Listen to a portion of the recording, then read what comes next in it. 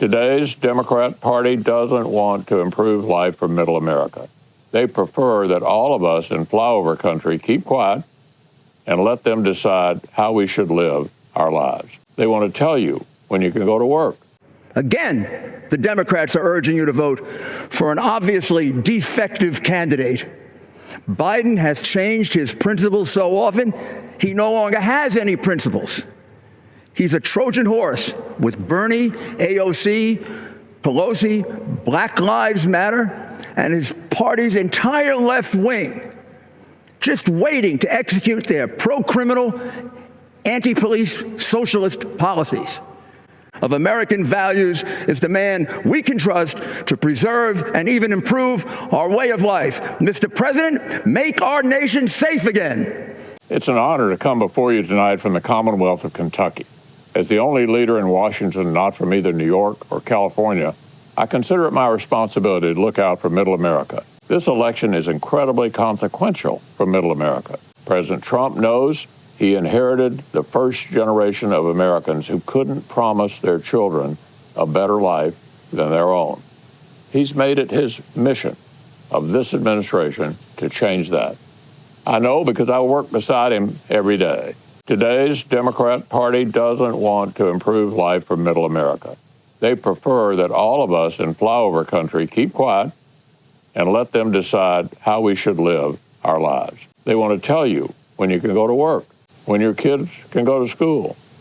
They want to tax your job out of existence and then send you a government check for unemployment.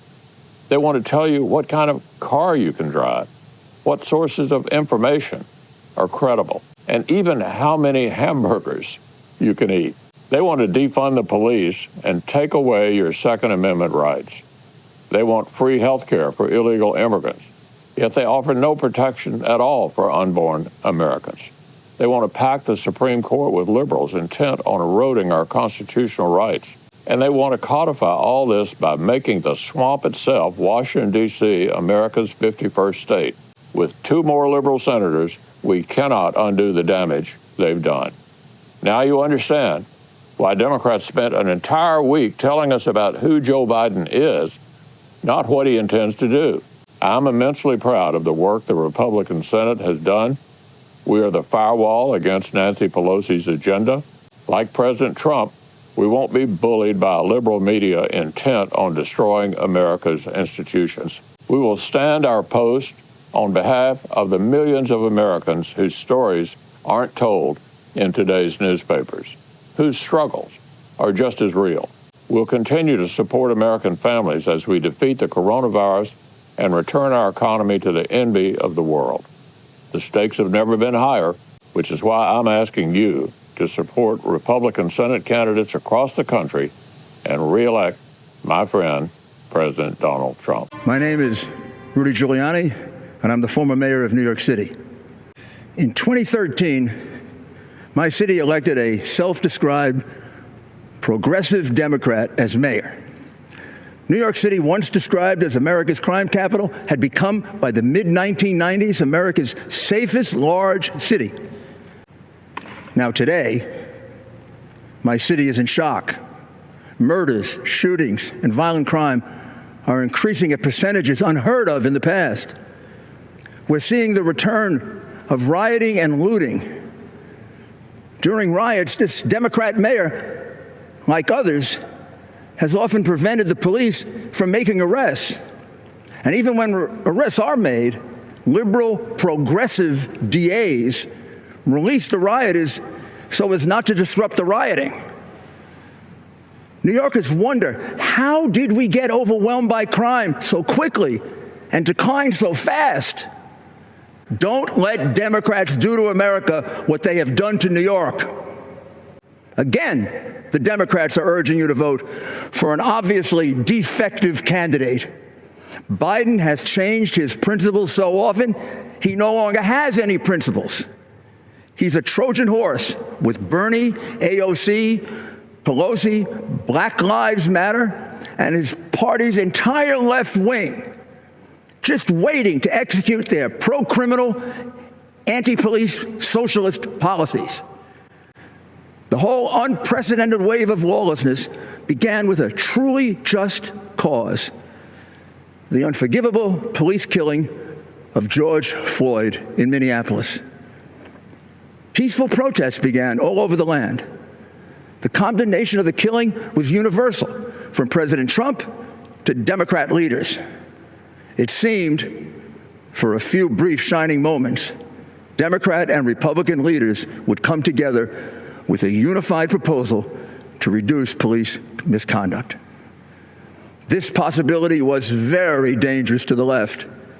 They had a president to beat and a country to destroy. And although an agreement on action against police brutality would be very valuable for the country, it would also make President Trump appear to be an effective leader. They could have none of that. So Black Lives Matter and Antifa sprang into action, and in a flash, they hijacked the peaceful protests into vicious, brutal riots. Soon, protests turned into riots in many other American cities, almost all Democrat.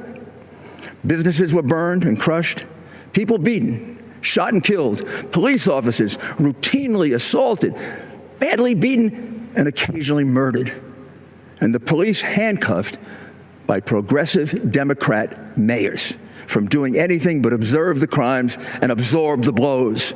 But the worst of it was the slaughter of innocent young people with their whole lives ahead of them. The murder of 4-year-old LeGrand Talfaro in Kansas City shocked the nation, but not Black Lives Matter or their many Democrat supporters. 17-year-old basketball star Brandon Hendricks was killed in the Bronx just days after graduating high school and on his way to St. John's to play basketball. He passed with only a brief mention. 1-year-old Davil Gardner Jr. was shot and killed in a stroller at a cookout in Brooklyn, and it caused no outrage. For President Trump and for us Republicans, all Black lives matter, and the lives of LeGrand and Brandon and Davil matter to us. All lives matter to us. These continuous riots in Democratic cities gives you a good view of the future under Biden.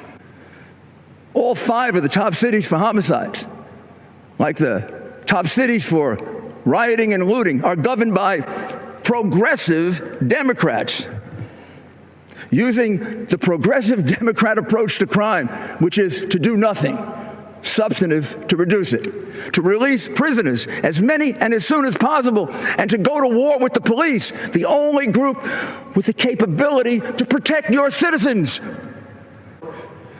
It is clear that a vote for Biden and the Democrats creates the risk that you will bring this lawlessness to your city, to your town, to your suburb. There is no question that this awesome job of restoring safety for our people cannot be done from your basement, Joe. There's also no question that President Trump will fight with all his strength to preserve the American system of government and our way of life. In critical times in our history, America has always been blessed with the right person to handle the crisis. Washington, Lincoln, Roosevelt, Reagan were perfect for the challenges they faced and brought our nation through gloriously. President Trump, with his boundless love of our country and all our people, his disciplined work ethic, his exceptional ability to inspire, and his deep understanding of our system of government and the strength of American values, is the man we can trust to preserve and even improve our way of life. Mr. President, make our nation safe again.